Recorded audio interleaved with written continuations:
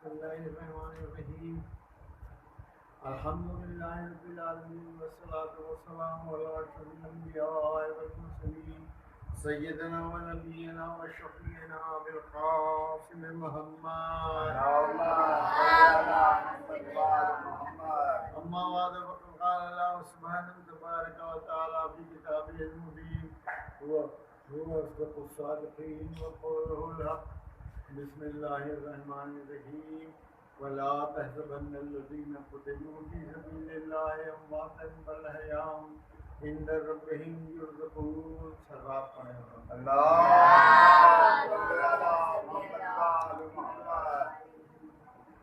پروردگار عالم اپنے کلام بلاغت نظام میں ارشاد فرما رہا ہے کہ جو لوگ قتل کر دیے گئے خدا کی راہ میں انہیں مردوں میں نہ شمار کرو بلکہ وہ زندہ ہیں اپنے رب کی طرف سے رزق پاتے ہیں۔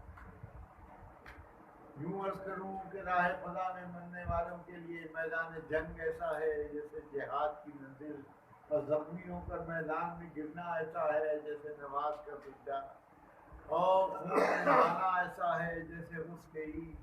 آپ ان لوگوں کو نہ دیکھیے جو دولت کی لالچ میں مرنے آئے، آپ انہیں دیکھیے جو حیات ابدی لینے کے لیے آئے، جیسے بدر میں مرنے والے، جیسے جنگ موتا میں لڑنے والے، جیسے کربلا کے 72 شہید۔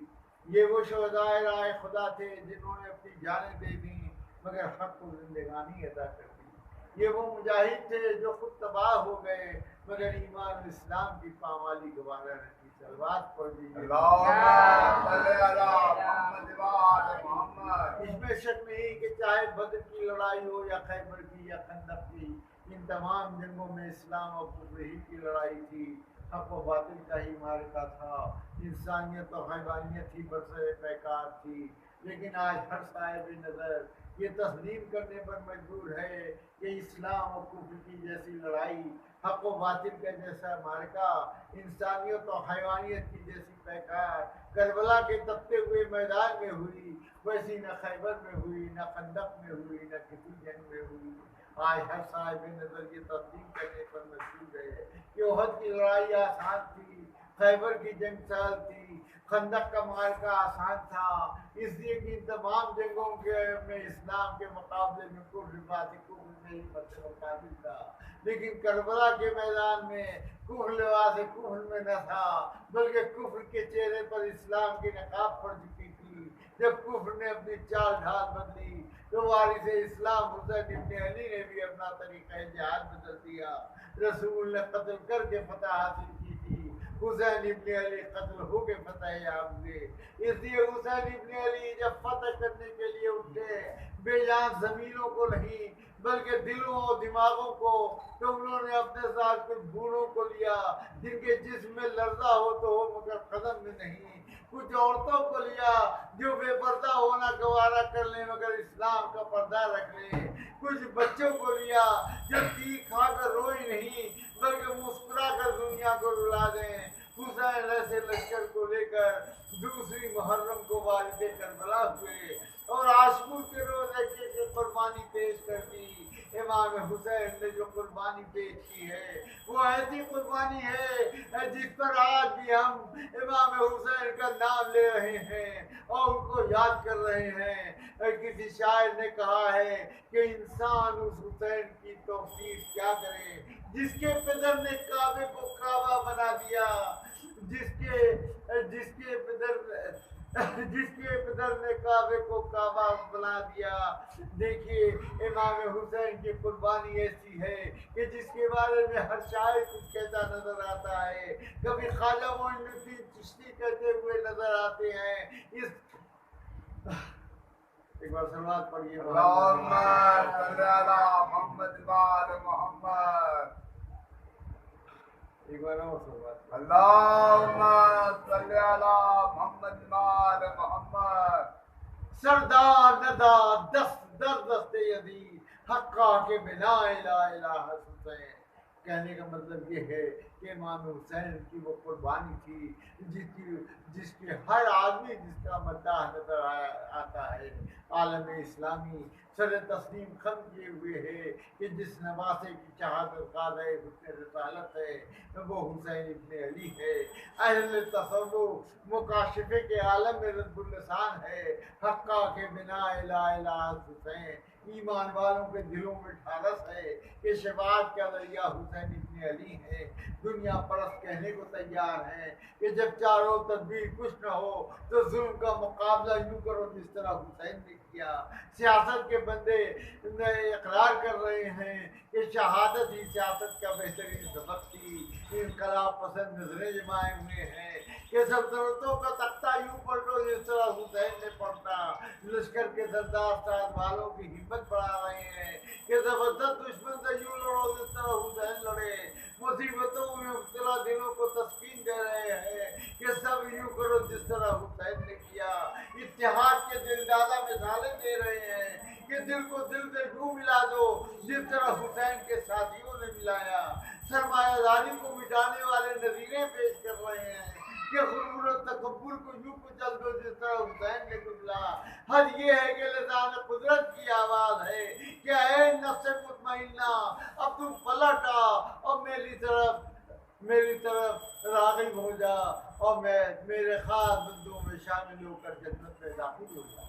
یقیناً حسین مظلوم نے وہ کار نمایاں کیا جس سے خدا راضی رسول راضی، بلکہ حسین کا انداز شہادت وہ تھا جس سے ہر مومن و مسلم راضی۔ ہر زبان پر حسین کا نام، حسین کی سیاست، واللہ کی اے حسین کارے کرتی۔ یاد رکھیے کہ امام حسین کا وہ غم ہے جسے ہم کبھی بھلا نہیں سکتے۔ اسی لیے تو ہمارا شعار ہے کہ جب محفل ہوتی ہے، خوشی کا موقع ہوتا ہے تو ہم امام حسین کی خوشی مناتے ہیں، ہم امام حسین کی محفل کرتے ہیں، ان کی خوشی مناتے ہیں، اور جب ان کے مسائل بیان ہوتے ہیں تو ہم اس پر گریہ کرتے ہیں۔ یہی ہمارا شعار ہے، یہی ہم کرتے چلے آ رہے ہیں، اور کیوں نہ کریں کہ امام حسین کی قربانی ہی ایسی ہے، ان کے مسائل بھی ایسی ہیں کہ جس کے سامنے بھی آپ بیان کر دیجئے وہ اس سے متاثر ہو جاتا ہے۔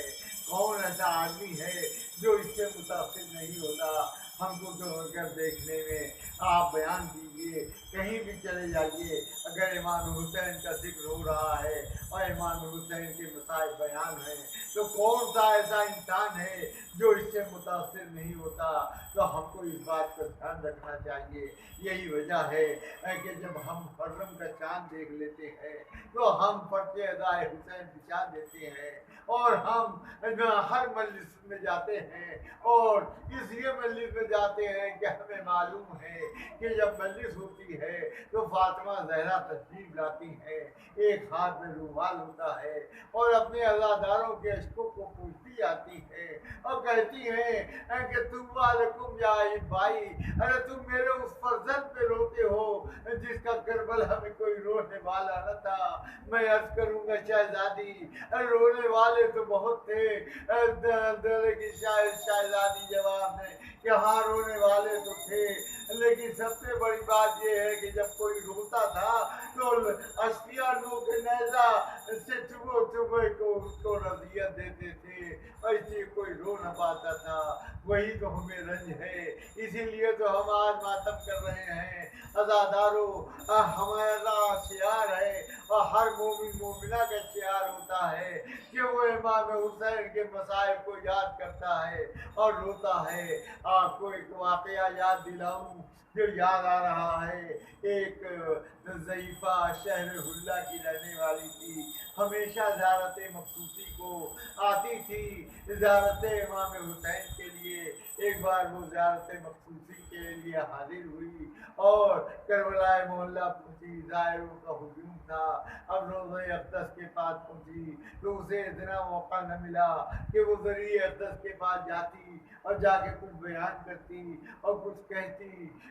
جب دربار جب لوگ چلے گئے اب اسے موقع مل گیا تو وہ ذریع اقدس کے پاس گئی اور جا کر ذریع سے لپٹ کر رونے لگی، کہنے لگی آقا آپ نے میرے واسطے بڑی بڑی مصیبتیں اٹھائی، وطن چھوڑا، گھر بار کنبے کی مفارقت اختیار کی، پردے سے مصیبت پر مصیبت جھیلی، باوفا صاحب کا داغ دل پر اٹھایا، آپ کی مائیں، آپ کی بہنیں، آپ کی بیٹیاں اہل حرم اس طرح لوٹے گئے کہ ان کے چہروں ان کے سروں پر چادریں تک نہ رہیں۔ ضعیفہ یہ بیان کرتی جاتی تھی اور روتی جاتی تھی۔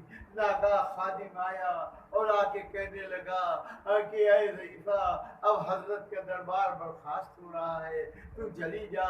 کچھ تو وہ عورت گویا گوشت تھی، کچھ رقت کا جوش تھا، دو بار کہنے پر بھی اس نے کچھ دھیان نہ کیا۔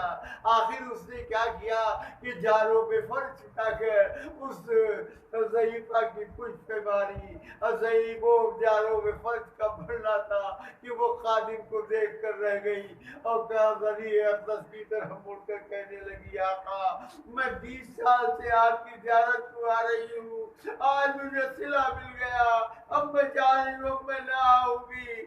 یہ کہہ کے وہ ضعیفہ تو چلی گئی، ابھی پوری رات بھی نہ گزرنے پائی تھی۔ سید مہدی جو کلید بردار روضہ امام حسین کے ہیں، ایک بار سید مہدی بیان کرتے ہیں کہ ایک بار آواز آئی کہ اے سید مہدی، اے سید مہدی۔ سید مہدی نے کہا کہ کون ہے، خادم کو کون پکار رہا ہے، میرے قریب کیوں نہیں آتا؟ آواز آئی حسین غریب پکار رہا ہے، ذریع کے قریب آ۔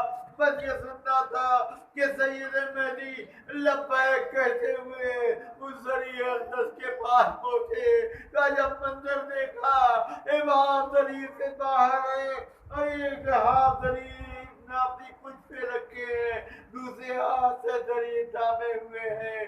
سید مہدی کہتے ہیں کہ میں آداب زیارت بجا لایا، میں نے کہا آقا کیا آپ کو حضرت عباس کے صدقے سے اتنی غضب پہنچی ہے کہ آپ اپنی پشت پکڑے ہیں؟ امام نے کہا کہ ہاں سید مہدی، ارے وہ غم تو تھا ہی، ابھی تازہ غم یہ ہوا ہے کہ ایک ضعیفہ ہمارا حال بیان کر رہی تھی، میں اسے سن رہا تھا کہ ناگاہ خادم آ کر اس نے ایک جارو کے پر اس کی پشت پر ماری۔ ارے خادم سے کہہ دو کہ وہ جارو کے پر اس ضعیفہ کی پشت پر نہیں لگی ہے، وہ میری پشت پہ لگی ہے۔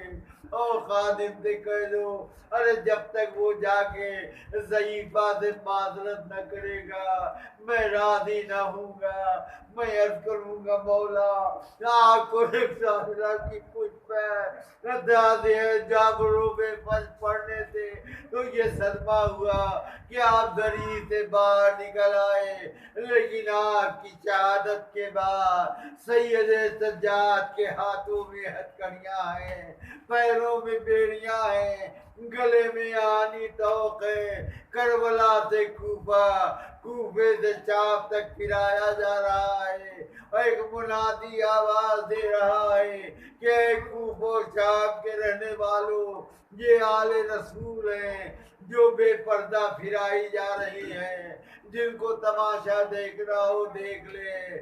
عزادارو امام سے یہ بھی عرض کر دوں کہ آقا آپ تو باہر نکل آئے ضعیفہ کی پشت پہ جھارو پڑنے سے، لیکن آپ کی بیٹی سکینہ کا کیا عالم تھا؟ ارے اس کے رخسار تھے اور شمر کے تماچے تھے، شمر تماچے لگا رہا تھا، سکینہ بیوی کو زد گیا تھا، اسی لیے تو شاعر کہتا ہے کہتی تھی سکینہ خیمہ جلتا دیکھا، خنجر کو گلوئے شہ پہ چلتا دیکھا، ارے زخمی ہوئے کا اور تماچے کھائے، اس 5 برس کے سن میں کیا کیا دیکھا۔ عزادارو رو لیجئے جتنا رونا ہے، ارے آج 3ری ماہ محرم ہو گئی، مولا چند دن کی اور مہمان ہے اور یہ تہیہ کیجئے کہ جا کر زندگی رہی تو اے آقا ہم آپ کا اور اچھے انداز میں آپ کا ماتم کریں گے. پچھلے سال بھی ہم جی کھول ماتم نہ کر سکے, اس سال کچھ اس سے زیادہ ہم کو موقع مل رہا ہے. ہم ظاہر مجلسیں کر رہے ہیں, آقا کو یاد کر رہے ہیں. ارے آپ یاد کیجئے امام کی مصیبتوں کو. ارے ایک دوپہر میں سارا چمن محمد کا کٹ گیا, فاطمہ کی کھیتی پامال ہو گئی. ارے جس کو نبی نے زبان جتائی تھی, جس کے لیے کہا تھا حسین منی وانا من الحسین, اس کے جسم اقدس پر ایک نہیں دو نہیں 1951 زخم تھے. اتنے زخم کھا کر ہم مولا پشت برس پر ڈگمگا رہے ہیں. عصر کا ہنگام آیا, امام نے سجدے میں سر رکھا. ارے شملون نے کچھ ایسا غضب کیا کہ مولا کے سر و تن میں جدائی ہو گئی. فرات کا پانی نیزوں اچھلا, امامت کے چاند کو گہن لگا. درمیان زمین و آسمان ایک منادی نے آواز دی, اللہ قتل الحسین بے کربلا, اللہ تو بے الحسین بے کربلا. مین انیس کہتے ہیں ارے بس کیا کہوں منیس کہ سید پہ کیا ہوا, تڑپے حسین شور قیامت وبا ہوا. برباد خاندان رسول خدا ہوا. سجدے میں تھے حسین کہ سر بھی جدا ہوا. پرخو خوائے سید لولاک لٹ گئی, اریاں حسین رہ گئے پوشاک لٹ گئی. اللہ